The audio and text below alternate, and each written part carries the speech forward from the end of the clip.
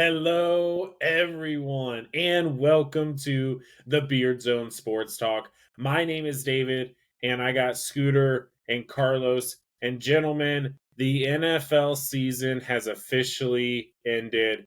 The Philadelphia Eagles are your Super Bowl 59 champions, Oh. and they did it in a pretty impressive fashion. So we are going to go into all of it in this episode. But before we get into all of that, do us a favor, hit that like button, hit that subscribe button, because that is the best way that we have continued to have your support this NFL season. And it's going to be help us continue to grow this NFL offseason as we're going to bring you everything that happens, this offseason. So, but gentlemen, it was not a game that I don't think a lot of us expected. A lot of us were expecting, for it to be more of a defensive battle. I was impressed with the Kansas City's defense as far as the run game. It seemed like that they were able to, contain Saquon pretty well, but unfortunately, Jalen Hurts came with a chip on his shoulder with a mission that night, and he played out of his mind. And then also his defense was absolutely incredible. They took one out of the Buccaneers 2020 playbook and just rushed the four and got after Patrick Mahomes. And the Electric Whites made some big time plays on that Super Bowl night. So, but fellas, the first question that I want to address here is so it was one sided for almost the entire game. There was never like, oh, is Kansas City going to come back here? Because when they did start to score the points there, it was all in garbage time. I think Nick Sirianni got the Gatorade bath with more than 2 minutes left on the clock, which is insane to me. But what was the turning point for you in this game? There was so many plays that this Eagles defense made, and then there was also some big electric plays that this offense made as well for the Philadelphia Eagles. But in your head, where did you say, okay, Eagles are going to win this thing? I could argue two points. One being the Cooper DeJean pick six, because that was just kind of like a morale killer. And then when D-Hop dropped it on 3rd and long. Because after that, everything was just pedal to the metal, and they couldn't figure out who was going to shovel out the Mickey D's fries tomorrow morning. The Eagles defense simply destroyed the Kansas City Chiefs O-line like it was watching the Buccaneers play them a few years back. They said, that's the tape, we're doing that. And that was about it. And to the guy who commented in the comments for our YouTube video, I appreciate you guys talking some smack against our love for the Chiefs, which was kind of like a reverse psychology in a way, since I've been dead wrong on all of the playoff games almost, except for like the Bills' first one and the Chiefs' first game. So there's that. And in all honesty, Jalen Hurts played phenomenally, and Patrick was running for his life. Again, when you have an electric defense like that, it kind of changes everything. Yeah. Carlos, what about you? Where did you go? All right, Philly's got this one. I think I'm with Scooter. I think it was the Cooper DeJean pick six, man. It just it kind of solidified that the Eagles defense was came to play. I mean, Mahomes gets sacked 6 times. He gets 11 quarterback hits. I don't know if he's been hit that many times in 2 years. But I think that just kind of solidified that this defense is come to play. And you could see the faces of the Chiefs, man. They just looked deflated. Like, Kelsey didn't look like he was in it. I don't know if he had an argument with Taylor before the game, or something, but they just didn't look you could tell like they didn't know what was coming. And man, they probably should have, maybe they underestimated the Eagles a little bit, because that front four was playing out of their mind. Yeah, big time. For me, I think I was holding my breath, right? Like there was always, because you're playing Patrick Mahomes, you're playing the Chiefs. And then they kept bringing up the whole 28-3 thing because of Tom Brady being the commentator and everything. And I'm like, gosh dang it, man. Leave it up to this. Leave it up to Patrick, coming back, being the next greatest comeback in the Super Bowl, while Brady is up there in the booth. So I was holding my breath. And I think it didn't really sink in until probably later. Well, it was later in the game. There was 2 points. When Zach Bond got the interception, I was like, okay, that's big, because then that made it a 24. That ended up turning into a 24-0 game because Jalen Hurts then hit AJ Brown.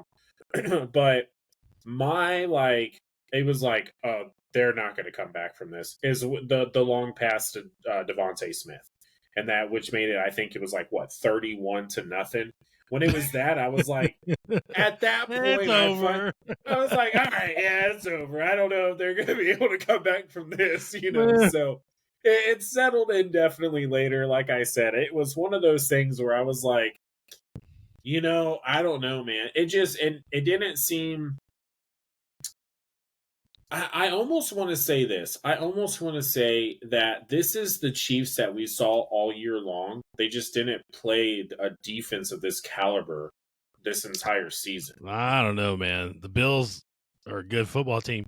I don't think their head was in something, either their preparation or something, because there's a play that you can see the video where Mahomes is scrambling out to the right, and Kelsey does like a 5-yard button hook, and he never moves. He literally just stands there the whole time that Mahomes is running for his life. There was the holding penalty on it. It was the run where Mahomes dodges like 8 of the Eagles players to get the first down, and Kelsey never moved. So it's definitely, there was something mentally. They weren't in it. The people that needed to be in it weren't in it. I think the O-line was battling, man, but just everybody else, like D-Hop dropping the ball. Maybe he wasn't ready for that big stage. Other Dude than was Xavier wide Ward. open by 10 yards. He was going to have at least another 15 yards after that catch. Yeah, and then he trips. But still, you've seen D-Hop make crazy catches in his career, and you're thinking, oh, he's still going to get it, and then he can get up. But they just weren't prepared for what the Eagles brought, and boy, they brought it. Yeah, they did. They for sure did. Yeah, there was something in the air. The Chiefs had about as much energy as the halftime show. So they just seemed super deflated, man. I don't know what happened. And like you said, Carlos, there were a few moments there early in the game where you saw Mahomes and Kelsey. It almost seemed like that they weren't on the same page. There was a couple of plays. There was a couple passes that went to Kelsey that were a little bit behind him. But Kelsey makes those kind of catches. Remember early in the year, they had this problem. Their first 4 to 6 games, it took Kelsey a while to get going. And I'm wondering, that chemistry, okay, yeah, they'll get it back. And they got it back, and they went on that nice run. But from right off the bat, Kelsey didn't look like he was mentally there. I don't know. He needs to cut that hair, too. He looks ridiculous. I mean, he started with 3 drops. And it was very uncharacteristic. Yeah, the D-Hop drop, again, kind of an anomaly. And there was just no momentum. The Eagles defense was just stomping everything.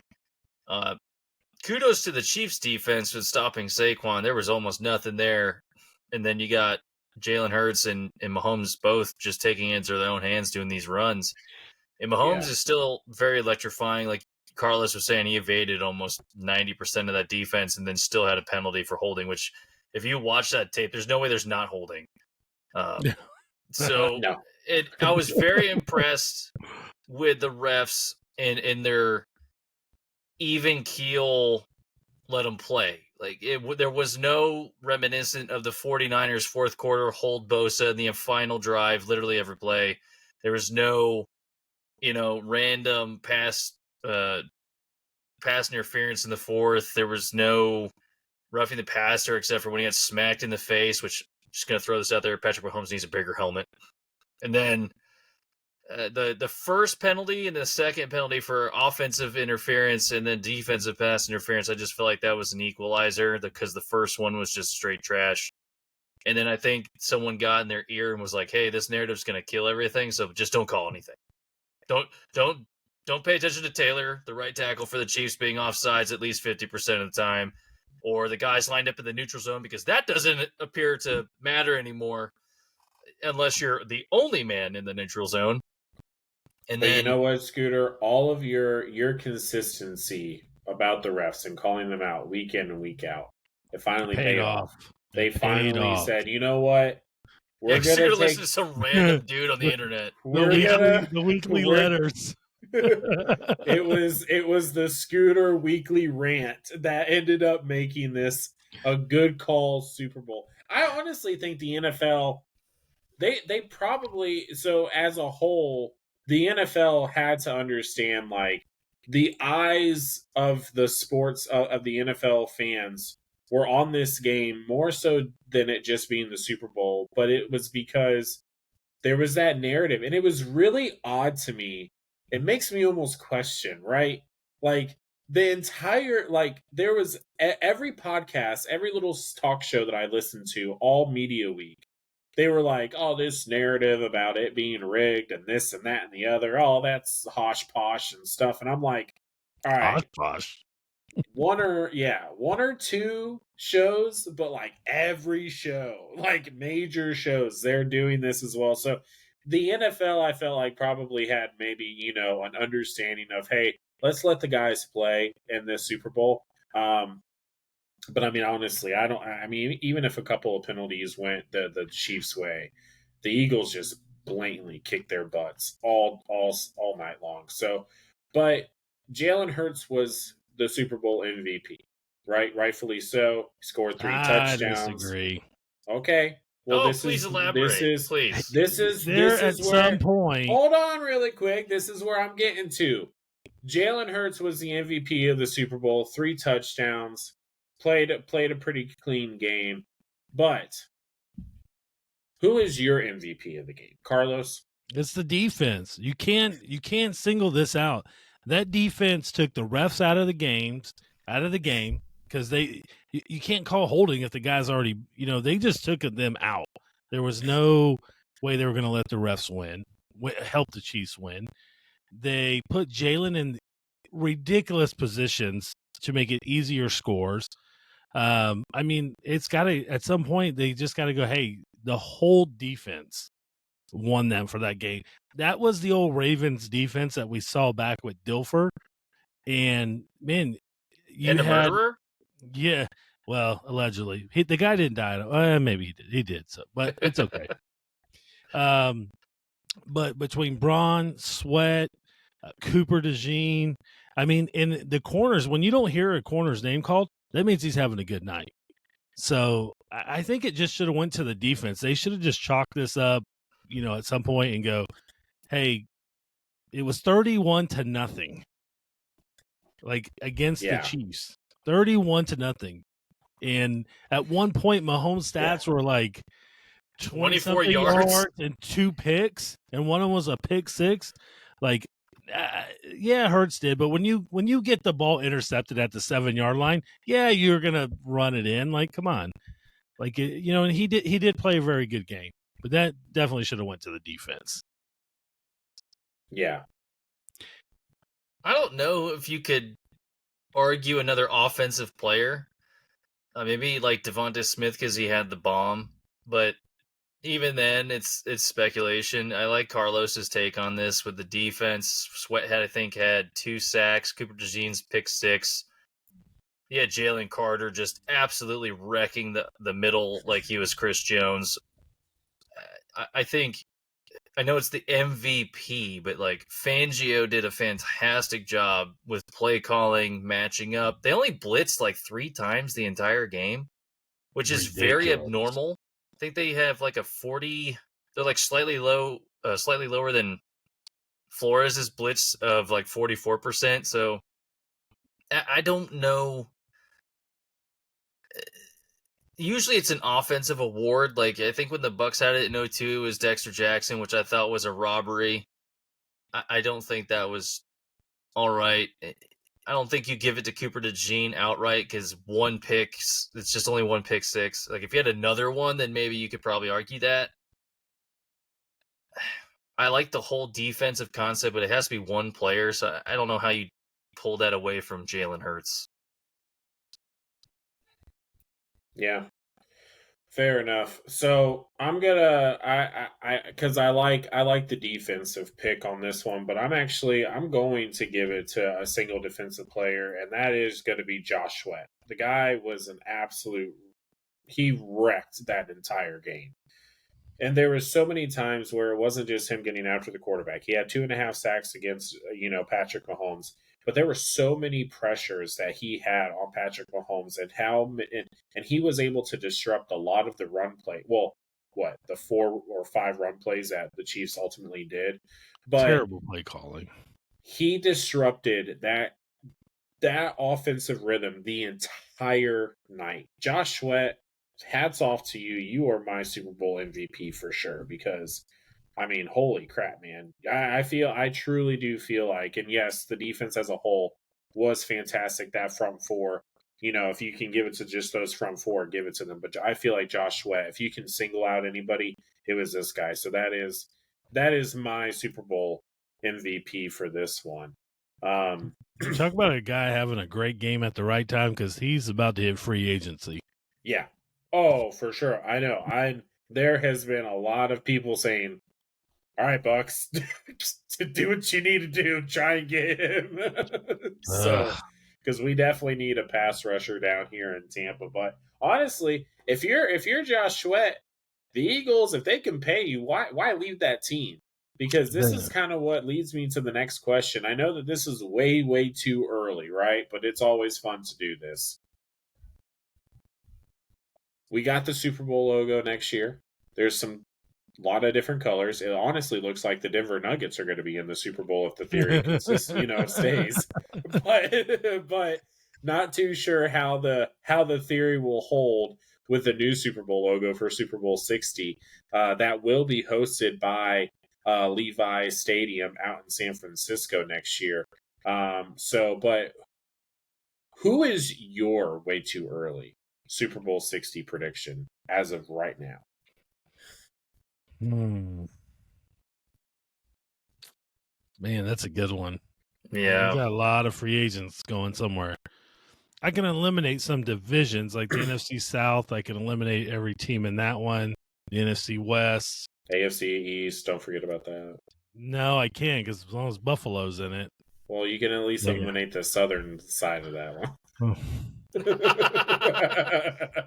So I can eliminate every team in the NFC South, especially as the Bucks lose Godwin and Levante David free agency. And they both end up in Jacksonville, which you guys will love a lot. Oh, dude, that would be horrible. I'm going to take a shot in the dark horse, assuming they hit free agency the right way. I'm going to say the Washington Commanders make it for the NFC side. They go out in free agency. They make the moves. They get Myles Garrett. They signed a Cooper Kupp, a T. Higgins. I mean, I think T. Higgins is the spot for them to complement Scary Terry. And that AFC side, it's got to be at some point Lamar's time. And they'll do just enough in the draft. They draft very well. They don't have a ton of money, but they got enough to pick up a couple key pieces. I'm going Commanders and Ravens. I like it, man. That would be an electric Super Bowl with those two quarterbacks. That would be awesome. I would be okay with that. Scooter, who do you got? Bills, right? Okay. Is it written somewhere? Mahomes is still in the AFC, so they're not going.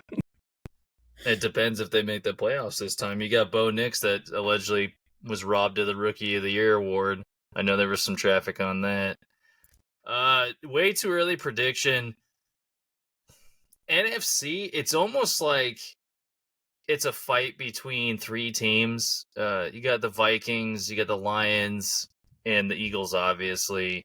I don't know if the Eagles have the longevity with all of that team. Defensively, they got a lot of youth. If the Lions were actually healthy, we could have had a different NFC Championship game. And if the Vikings don't have Sam Darnold seeing ghosts, and it's J.J. McCarthy, I don't know, because they outperformed everyone's expectations this past year. AFC side, I like the chances for. I always want to see the Chargers succeed, but they're such a choke artist. You know what? You said that all year long for Notre Dame. I mean, I granted, did. now they ended up losing, and I Yeah. understand. But I don't know. AFC, you're gonna have Baltimore, you're gonna have Buffalo, you're gonna have almost like KFC. That'd have been hilarious. KC.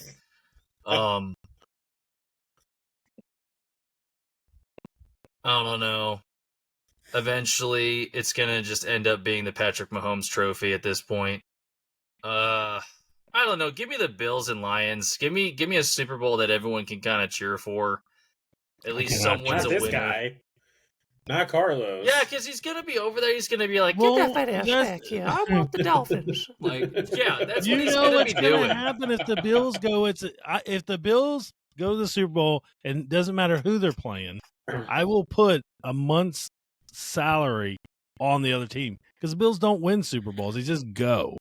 So I'm okay with it. I will take that money and I'll put my month's salary on Tyreek Hill having another kid before he sees another we'll Super all Bowl. do that. If that's on Hard Rock Betting app, I'm in. Yeah, count me in. Where do I sign up for that? Yeah, FanDuel, I know you're listening. DraftKings. Yeah.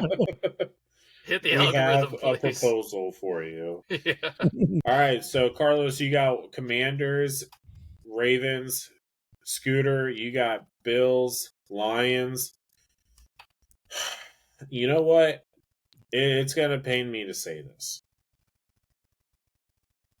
But for the NFC side, it's going to be really hard to beat the Eagles, man. I mean, they've been back. They've been to the Super Bowl 2 out of the last 3 years, right? They had a horrible downfall just a year ago, where they started off extremely hot. I think they were like 10-0 or something crazy like that, and then they lost like the last handful of games. But Remember, then they they bounced got back. no money. But they bounced back. So, but they're also really young. They might lose some. So they're going to You're lose going to some lose players, Braun, right? Sweat, The, their starting left guard.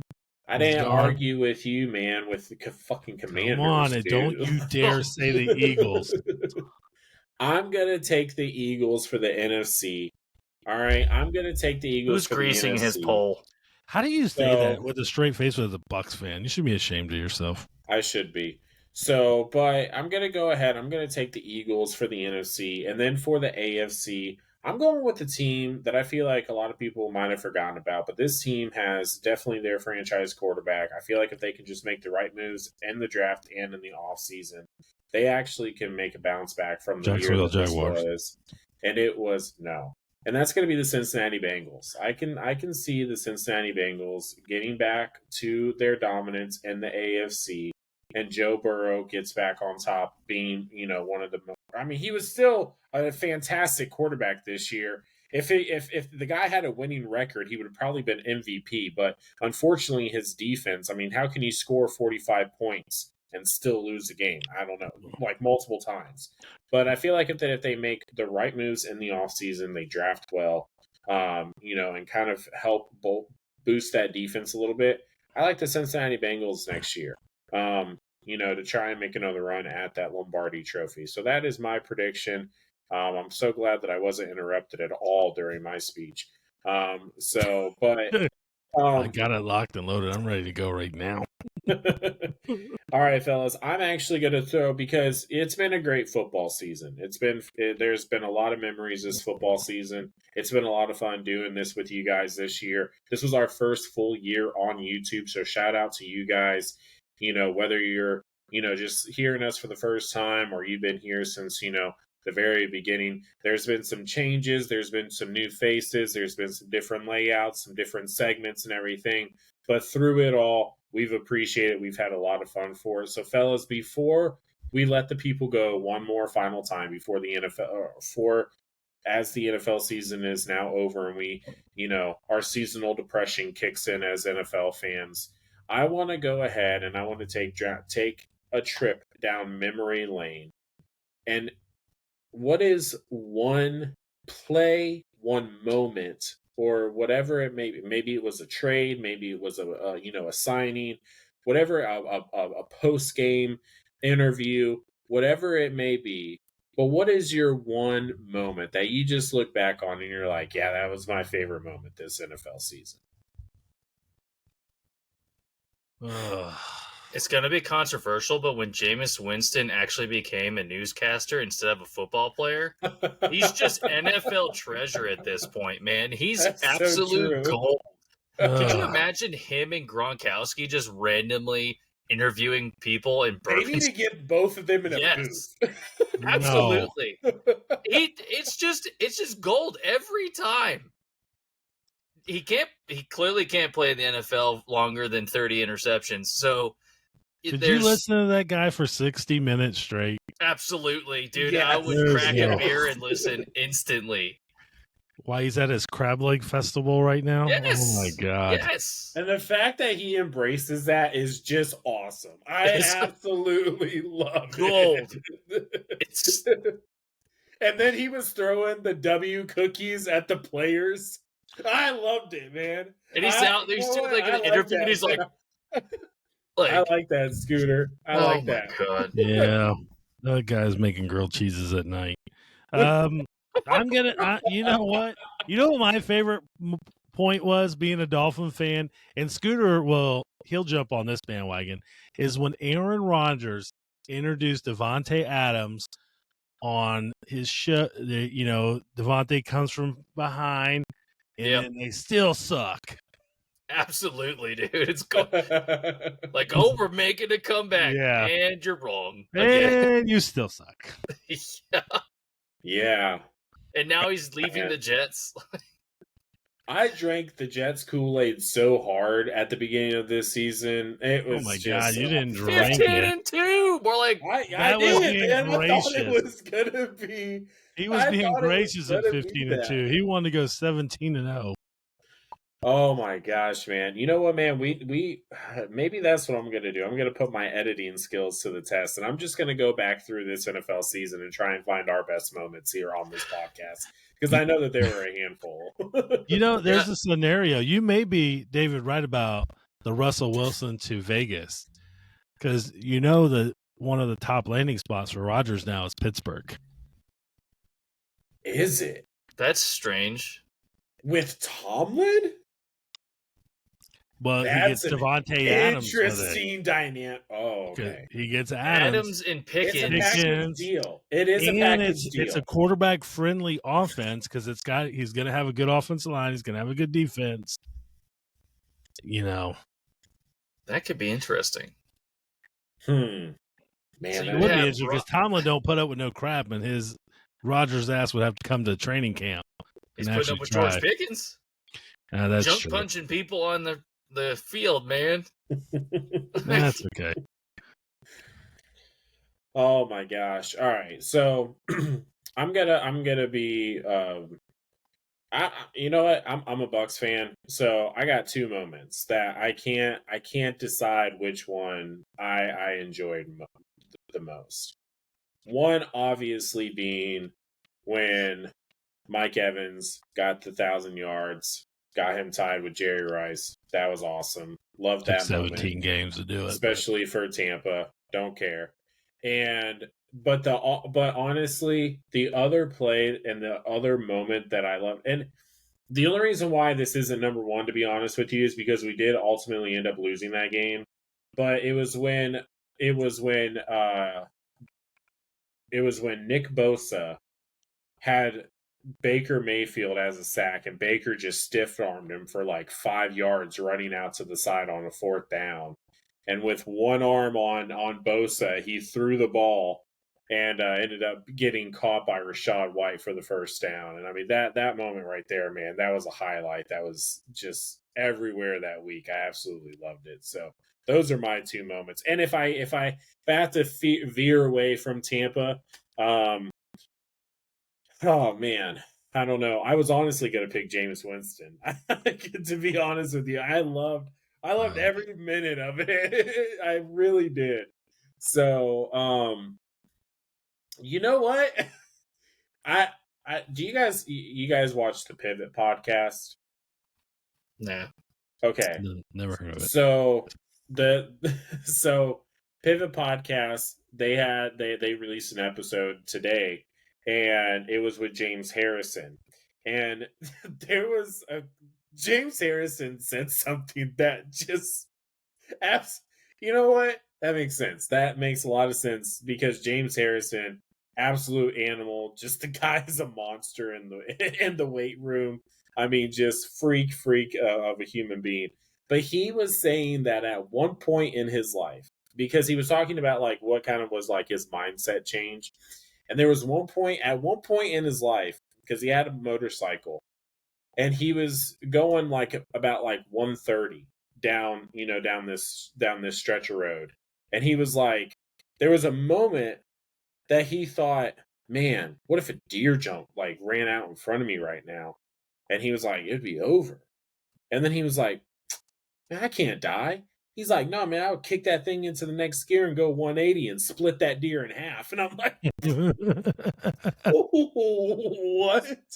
What kind of a mindset is that? But I mean, it just makes sense. You're talking about the same guy who killed Colt McCoy on the field, man. Oh my god. Yeah, and he talked about that, and he was like, "I'm not gonna lie." He's like, "That was only like 70%." He's like, "I thought I let up for him." And I'm like, dude, his whole body went like. Looking like Tua down there on the ground, man. Stop making fun of Tua. Hey, did you see the show where he's on there with the Sharp, not Sterling, the brother, the one I cannot stand him.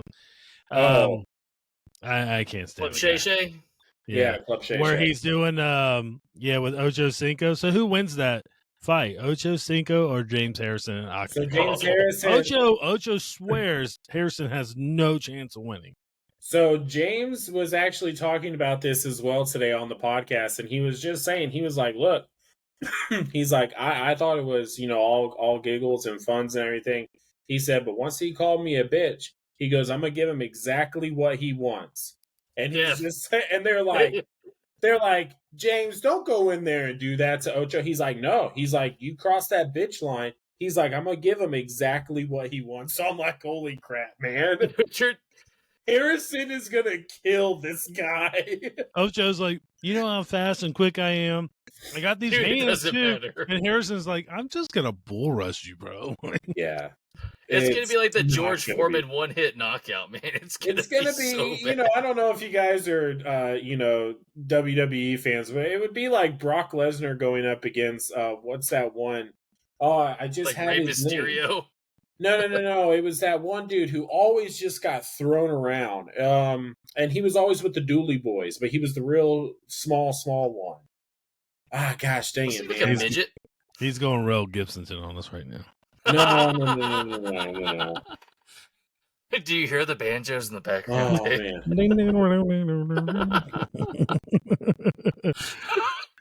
Was it Cletus? No, man. I gotta... Spike Dudley. That's who it is. Spike Dudley? Yeah, okay. Man. The guy was always just a rag doll. But there is clips of when him and Brock Lesnar got into the ring. And it's just Brock Lesnar picking him up and slamming him and then just picking him up again. And he did it like 5 times. Preview of the Ocho Cinco Harrison Octagon. You know, is that's it a probably boxing match or is it MMA? No, MMA.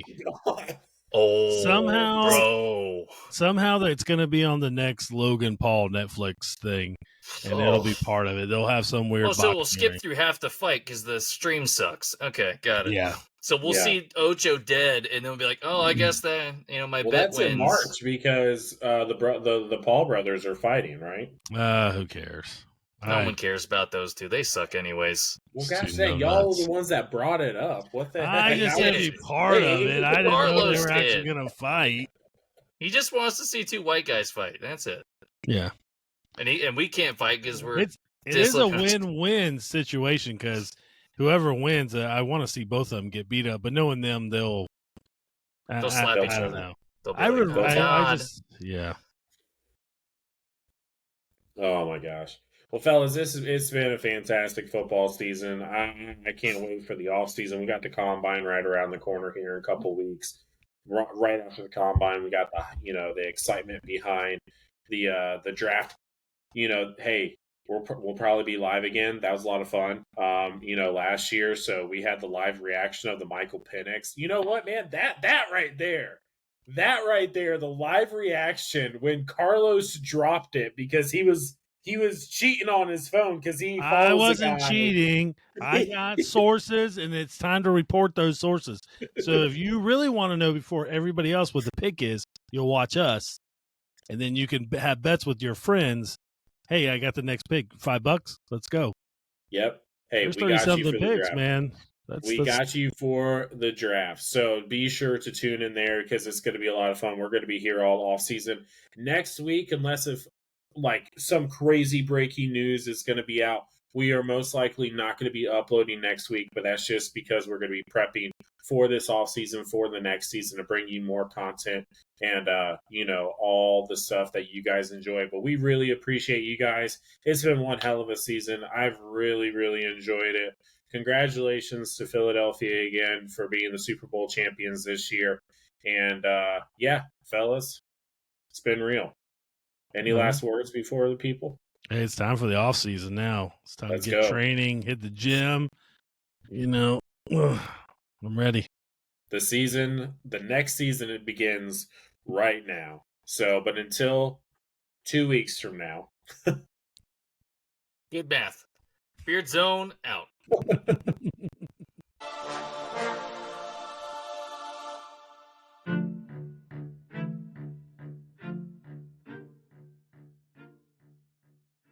I don't know if you guys are, WWE fans, but it would be like Brock Lesnar going up against, what's that one? Oh, I just Like had Rey his name. Mysterio. No. It was that one dude who always just got thrown around. And he was always with the Dooley Boys, but he was the real small one. Ah, gosh, dang Was it, he like man. a midget? He's going Rel Gibsonton on us right now. No. Do you hear the banjos in the background? Oh, man.